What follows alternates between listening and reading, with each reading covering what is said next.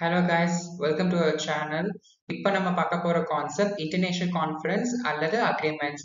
இது டிஎன்செட் அப்புறம் யூஜிசி பேப்பரோட பேப்பர் 1ல நமக்கு இந்த கேள்விகள் கேட்கறதுக்கான வாய்ப்புகள் ரொம்ப அதிகமாகவே இருக்கு. ஸோ ஃபர்ஸ்ட் வந்து பாத்தீங்கன்னா இன்டர்நேஷனல் அக்ரிமெண்ட்ஸ் அதோட எஃபர்ட்ஸ் எப்படி இருக்குன்றதை நம்ம பார்க்க போறோம். ஃபர்ஸ்ட் மான்ட்ரியல் புரோட்டோகால், இது 1987ல கொண்டு வரப்பட்டது. இதை ஞாபகம் வச்சுக்கிறதுக்கு நம்ம ஏற்கனவே பார்த்துருக்கோம் இல்லைங்களா. நியூ எஜுகேஷன் பாலிசி வந்து 68க்கு அப்புறம் 86 வரும், அதுக்கப்புறம் 87. ஸோ மான்ட்ரியல் புரோட்டோகால் வந்து நம்ம ரொம்ப இம்பார்ட்டண்டா பார்க்குறோம், ஏன்னா இதுதான் ரொம்ப பேசிக்காவும் பார்க்குறாங்க. ஒரு சக்சஸ்ஃபுல் என்விரான்மெண்ட் ப்ரொடெக்ஷனை பத்தின அக்ரிமெண்ட் இது.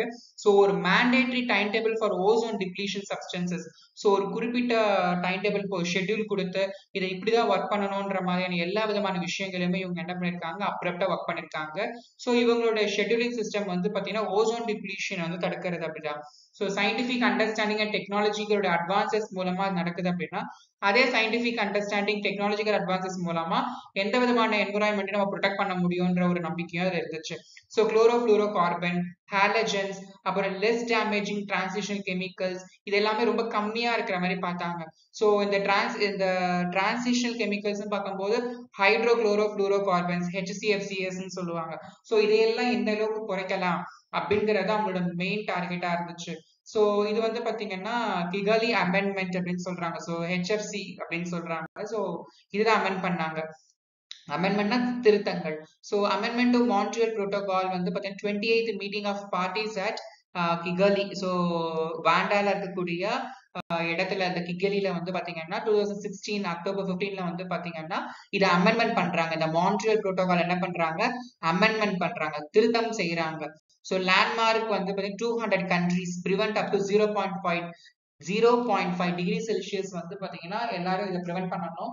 ஸோ இது ரொம்ப அதிகரிச்சுட்டே போகுது வெப்பம். ஸோ இந்த அளவுக்கு நம்ம குறைக்கணும்னு சொல்லிட்டு இது ஒரு நல்ல ஒரு புரோட்டோகாலா இருந்துச்சு.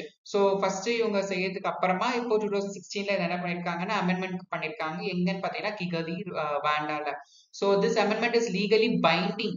இது இந்த மாதிரி கொஸ்டின்ஸ் கேட்டிருக்காங்க, இது நான் பைண்டிங்கா பைண்டிங்கான்னு போது. ஸோ பைண்டிங் அப்படின்னு. ஸோ இதுக்கு முன்னாடி இருந்த வீடியோல நம்ம நான் பைண்டிங் ஒன்று பார்த்திருப்போம் இல்லைங்களா. ஸோ அது அப்படி கிடையாம ஸோ இது பைண்டிங் அப்படிங்கிறதுல லீகலி பைண்டிங் அப்படிங்கிற பாயிண்ட் நம்ம ஞாபகம் வச்சு comes into force from Jan 1, 2019ல இருந்து என்ன பண்ணாங்கன்னு பாத்தீங்கன்னா இதை அமல்படுத்தப்பட்டுச்சு. ஸோ இதை பத்தின எல்லா விதமான விஷயங்களும் மக்களுக்கு விழிப்புணர்வுகளும் ஏற்படுத்தப்பட்டுச்சு. அடுத்தது வந்து பாத்தீங்கன்னா கியோட்டோ புரோட்டோகால். இந்த கியோட்டோ புரோட்டோகால் வந்து ரொம்ப முக்கியமான ஒரு புரோட்டோகாலா கருதப்படுது. ஸோ எல்லா எக்ஸாம்ஸ்லும் பேசிக்கா கேட்கிற question. So international legally binding agreement to reduces. இதுக்காக இந்த கியோட்டோ புரோட்டோகால் அப்படின்னு பார்க்கணும், கிரீன் ஹவுஸ் கேஸ் எமிஷனை குறைக்கிறது தான் இவங்களோட மெயின் இதுவே. ஸோ இந்த methane, HCFC, sulphur hexafluoride, carbon dioxide, nitrogen oxide, இந்த மாதிரி விஷயங்களை வந்து அவங்க குறைக்கணுன்றது தான் அவங்களோட மெயின் மோட்டோவா இருந்துச்சு. So to reduce the greenhouse gas emissions worldwide and came into force on 16th February 2005. So Kyoto அப்படின்னும் போது 2005ல February 16th அன்னைக்கு என்ன இருக்கு, இது வந்திருக்கு. So CO2, CH4, NO இது எல்லாமே கெமிக்கல் நேம்ஸ் இல்லைங்களா. ஸோ சல்ஃபர் ஹெக்ஸாஃப்ளூரைடு, ஹைட்ரோஃப்ளூரோகார்பன்ஸ் அதாவது HFC, அதுக்கப்புறம் பெர்ஃப்ளூரோகார்பன்ஸ், ஸோ PFC அப்படின்னு சொல்லி இதெல்லாம் நம்ம ஞாபகம் வச்சுக்கலாம். ஏன்னா இந்த மாதிரி அப்ரிவேஷன் கொடுத்து நம்ம என்ன கெமிக்கல் நேம் கேட்கறதுக்கான வாய்ப்புகள் ரொம்ப அதிகமா இருக்கும். ஸோ இங்க 6ன்றதால ஹெக்ஸாஃப்ளூரைடு, அப்போ 5னா பென்டா, அப்போ 3னா வந்து நம்ம கெமிக்கல் நேம் படி போனா ட்ரை அப்படியும் வரலாம், இல்லைன்னா ப்ரோபேன் அப்படி பியூட்டேன் அப்படின்ற மாதிரியே வரலாம். ஸோ சில கெமிக்கல் நேம்ஸ் ரொம்ப முக்கியமா நம்ம பார்த்துக்க வேண்டியது அவசியம். ஸோ இந்த கியோட்டோ புரோட்டோகால் வந்து பாத்தீங்கன்னா கிரீன் ஹவுஸ் கேஸ் எமிஷனை வந்து ரெடியூஸ் பண்றது அவங்களோட மெயின் மோட்டிவா இருந்துச்சு. அடுத்து ரொம்ப முக்கியமான சமிட் வந்து பாத்தீங்கன்னா ரியோ சமிட். ஸோ இந்த எர்த் சமிட் அப்படின்னு சொல்லுவாங்க. The United Nations Conference, UN Conference on Environment and Development. So இது வந்து பாத்தீங்கன்னா UN வந்துருச்சு. அப்போ conference on environment and development அப்படின்னா UNCED அப்படி ஒண்ணு இல்லைன்னு நம்ம நினைச்சிட்டு இருக்கோம். அந்த ஆப்ஷன்ஸ் நிறைய நம்ம என்ன பண்ணணும், தப்பு பண்ணிடுச்சிருவோம். ஸோ இதை நம்ம பேசிக்ஸ் வந்து நம்ம தெளிவா தெரிஞ்சுக்கணும். United nations conference on environment and development, அந்த UNCED அப்படின்றத நம்ம முக்கியமா தெரிஞ்சுக்கணும். ஏன்னா இதே அப்ரிவேஷன் பேஸ் பண்ணி நமக்கு நிறைய கொடுத்துருப்பாங்க. மேல அந்த பேரை கொடுத்துட்டு அப்ரிவேஷன் நம்ம கன்ஃபியூஸ் ஆயிடும். ஸோ இதை தெளிவா படிச்சுக்கலாம். ஸோ இது எப்படி ஞாபகம் வச்சுக்கலாம், UNCED அப்படின்னு ஞாபகம் வச்சுக்கலாம். UNCED, United nation conference on environment and development அப்படின்னு ஞாபகம் வச்சுக்கலாம். ஸோ ஆல்சோ ரியோ டி ஜெனரியோ அப்படின்னு சொல்லுவாங்க. Rio de Janeiro earth submit அப்படின்னு சொல்லுவாங்க. த ரியோ சம்மிட் அப்படின்னு சொல்லுவாங்க. த ரியோ கான்ஃபரன்ஸ் அப்படின்னு சொல்லுவாங்க. எர்த் சம்மிட்னு சொல்லுவாங்க. இதுக்கு இவ்வளவு பெயர்கள் இருக்கு. ஸோ பேசிக்கா Rio summit, Rio de Janeiro earth summit இது பேசிக்கா கூப்பிடுறதுதான். ஸோ இந்த ரியோ அப்படின்னு சொல்லும் போது நமக்கு அன்செட் ஞாபகம் வரும். யுஎன்சிஇடி நமக்கு கண்டிப்பா ஞாபகம் வரணும். United nations conference on environment and development அப்படிங்கிறது ஞாபகம் வச்சிருக்காங்க. ஸோ இது வந்து பாத்தீங்கன்னா 3rd to 3ஆம் தேதியில இருந்து 14ஆம் தேதி ஜூன் 3 to 14th ஜூன் இன் 1992ல என்ன இருக்குன்னு பாத்தீங்கன்னா நடந்திருக்கு. ஸோ இது வந்து ரொம்ப பேசிக்கான ஒரு விஷயம். ஸோ இது வந்து 3rdல இருந்து 14th வரைக்கும் நடந்திருக்கு. ஓகேங்களா? ஸோ இது வந்து 3rdல இருந்து 14th வரைக்கும் நடந்திருக்கு. ஸோ இது எப்ப நடந்திருக்கு? 1992ல நடந்திருக்கு அப்படின்றது முக்கியம். So other member states to collaborate. So மற்ற ஸ்டேட்ஸோட கொலாபரேட் பண்ணி இதை வந்து செய்யணும். அது மட்டும் இல்லாம நான் கவர்மெண்டல் ஆர்கனைசேஷன்ஸ் இதுக்கு கண்டிப்பா என்ன பண்ணிருக்காங்கன்னா இந்த மெத்தட் நம்ம ஃபாலோ பண்றதுக்கு, நம்ம என்விரான்மெண்ட்டை பாதுகாக்கிறதுக்கு இவங்க வந்து நிறைய பாயிண்ட்ஸ் வலியுறுத்திருக்காங்க. ஸோ 2012ல வந்து பாத்தீங்கன்னா இது அப்புறம் என்ன இருக்குன்னா அப்டேட் ஆயிருக்கு. So UNC united nations conference on sustainable development அப்படியே மாறி இருக்கு பாருங்க. எஸ்டி மாறி இருக்கு. என்விரான்மெண்ட் டெவலப்மெண்ட் வந்து சஸ்டைனபிள் டெவலப்மெண்ட் எஸ்டிக்கு மாறி இருக்கு. Was held in Rio and is called as Rio +20 or Rio earth summit 2020.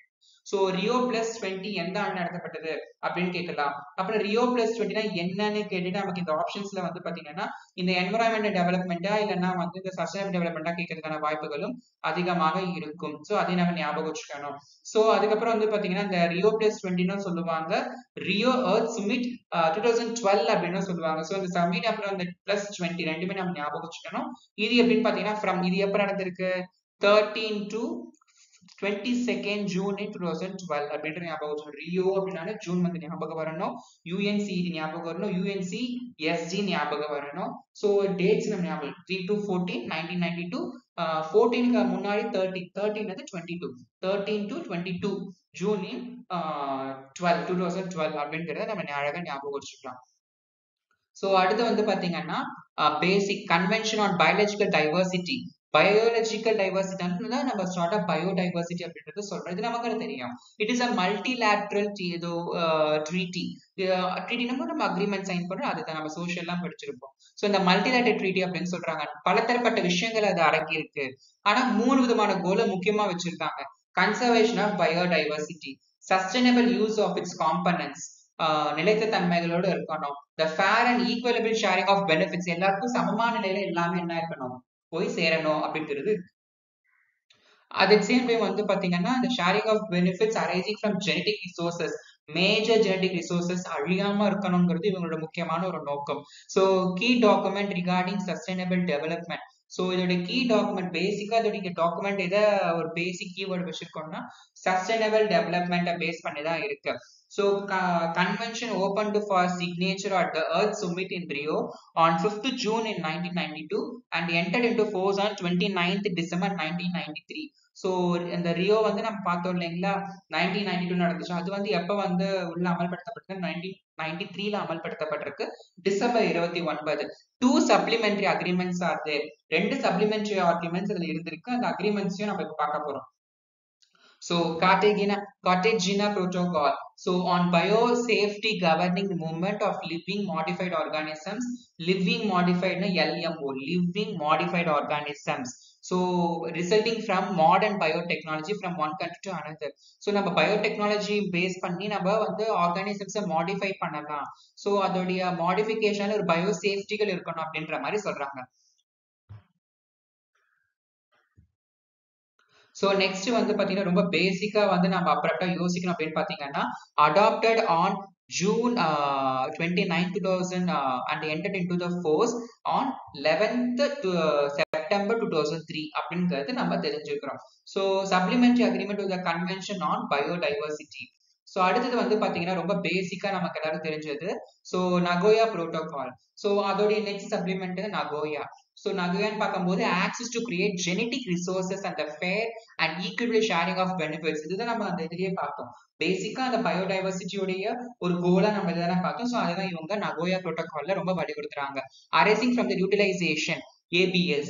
So ABS protocol adopted on 29th October 2010, Japan in Nagoya, Japan அப்படின்றத ஞாபகம் வச்சுக்கணும். 2010 29th October. ஒன்னு வந்து அந்த 29th டிசம்பர்ல வந்து 1992க்கு அப்புறம் 1993க்கு வந்து சைன் பண்ணிருப்பாங்க எர்த் சமிட். ஸோ அத மாதிரி நம்ம அழகா ஞாபகம் வச்சுக்கலாம். India sign this protocol in the year of 2010. So next Paris agreement ரொம்ப முக்கியமான agreement. So Paris climate conference Paris climate conference வந்து பாத்தீங்கன்னா COP21 இந்த டிசம்பர் 2015 195 கண்ட்ரீஸ் வந்து அடாப்ட் பண்ணிருக்காங்க. முதல்ல அடாப்ட் பண்ணது இந்த 195 கண்ட்ரீஸ். அப்ப நிறைய பேர் அக்ரிமெண்ட் வந்து அதை பைண்ட் பண்ணிருப்பாங்க. So legally binds global climate deal. So பேசிக்கா இந்த குளோபல் கிளைமேட் டீல தான் இவங்க பேசியிருக்காங்க. குளோபல் ஆக்ஷன் பிளான், இவங்களுக்கு குளோபல் ஆக்ஷன் பிளான் எதை வந்து வலியுறுத்துது, எதுக்காக இவங்க ஒர்க் பண்றாங்கன்னு பாத்தீங்கன்னா to avoid dangerous climate changes. Paris agreement வந்து ஒரு major action plan, global wise action plan வந்து பாத்தீங்கன்னா டேஞ்சரஸ் ஆன இந்த கிளைமேட் சேஞ்சிங்க அவாய்ட் பண்றது by limiting the global warming to well below 2 degrees Celsius enter into the force in 2020. So 2020ல வந்து பாத்தீங்கன்னா இது என்டர் ஆயிருக்கு. ஸோ இதோட பேசிக்கான level limiting the what to say that the global warming. அடுத்து வந்து pursue efforts to limit the temperature increase for the 1.5 degree Celsius. நம்மளுடைய எஃபர்ட்ஸை போட்டு 1.5 டிகிரி செல்சியஸ் ஏறாம குறைக்க ட்ரை பண்ணணும் அப்படின்னு சொல்றாங்க. To deal the impacts of climate and support through a more robust transparency framework. So நல்ல framework கொடுக்கறதுக்கான இம்பாக்டா அது இருக்கணும். பட் ஒரு பாசிட்டிவ் இம்பாக்டை நம்ம என்ன பண்ணணும், இது மூவ் பண்ணி கொண்டு போகணும் அப்படிங்கறத நாம தெரிஞ்சுக்கிறோம். ஸோ அடுத்தது வந்து பாத்தீங்கன்னா இன்டர்நேஷனல் சோலார் அலையன்ஸ் ISA அப்படின்றத நம்ம சொல்றோம். ஸோ இது வந்து பாத்தீங்கன்னா ISA அப்படின்றது international solar alliance. So it is a coalition of solar resource rich countries lying fully or partially between the Tropic of Cancer and the Tropic of Capricorn. So இந்த layers ஒரு இது ஞாபகம் வச்சுக்கணும். So பேசிக்கா வந்து பாத்தீங்கன்னா இந்த அலையன்ஸ் இந்த சோலார் அலையன்ஸ் வந்து AIIMS to provide a platform for prospective member countries to collaborate and address the identified gaps between or through a common agreed approach. So இவங்களோட பேசிக் பிளாட்ஃபார்ம் எந்த பெர்ஸ்பெக்டிவ்ல இருக்குன்னு பாத்தீங்கன்னா ஒரு கொலாபரேட்டா ஒரு நல்ல ஒரு அந்த கேப்ஸ் எல்லாம் எங்கெங்க இருக்குன்னு ஐடென்டிஃபை பண்ணி அது எல்லாத்தையும் காமன் ஆக்கி ஒரு நல்ல கொலாபரேட்டிவ் ஒர்க்கோட எல்லாருக்குமே இந்த சோலார் வந்து என்ன பண்ணணும்னு பாத்தீங்கன்னா யூசேஜ் ரிசோர்ஸ் வந்து ப்ரொவைட் பண்ணணுங்கிறது. So transforming to a low carbon and greener society, அதுதான் இங்க விஷயம். கார்பனோட லெவல குறைச்சிட்டோம் அப்படின்னா கிரீனர் சொசைட்டியை நம்ம ஈஸியா மாத்திடலாம் அப்படிங்கிறது இவங்களோட aim. So United Nations climate change conference வந்து பாத்தீங்கன்னா இன் பாரிஸ்ல 30th November 2015 நடந்திருக்கு by Honorable PM Narendra Modi and Mr. Francois Hollande, former president of France, in the presence of HE Mr. Ban Ki-moon, then Secretary General of the UN. So இது வந்து பாத்தீங்கன்னா general secretary united nation ஆர்கனைசேஷனோட general secretary, அதுக்கப்புறம் பாத்தீங்கன்னா president of France, இவங்க எல்லாரும் இருந்திருக்காங்க. So இந்த இன்டர்நேஷனல் சோலார் அலையன்ஸ் எதை பேஸ் பண்ணிருக்குன்னு பாத்தீங்கன்னா ரொம்ப சிம்பிளாவே சொல்லலாம். சோலார்னும் போது சோலாருடைய அந்த டெக்னிக்ஸை பத்தி தான் இவங்க எக்ஸ்பிளைன் பண்ணிருக்காங்க. ஸோ பேசிக்கா வந்து பாத்தீங்கன்னா இவங்க அந்த இன்டர்நேஷனல் லெவல்ல இதை என்ன பண்ணணும்னு நினைக்கிறாங்க, கொலாபரேஷனோட பண்ணி எல்லாரும் ஒரு காமன் அப்ரோச்சா கொண்டு போகணும் அப்படிங்கிறத பாக்குறாங்க. ஸோ இது எல்லாமே யூஸ்ஃபுல்லான வீடியோஸ். ஸோ கண்டிப்பா நமக்கு எக்ஸாம்ஸ்ல இதை இருந்து கொஸ்டின்ஸ் கேட்க வாய்ப்பு இருக்கு. பிளஸ் நமக்கு கண்டிப்பா எக்ஸாம்ஸ்க்கு இந்த மாதிரியான ஸ்கில்ஸ் நம்ம டெவலப் பண்ணிக்க வேண்டியது அவசியம்.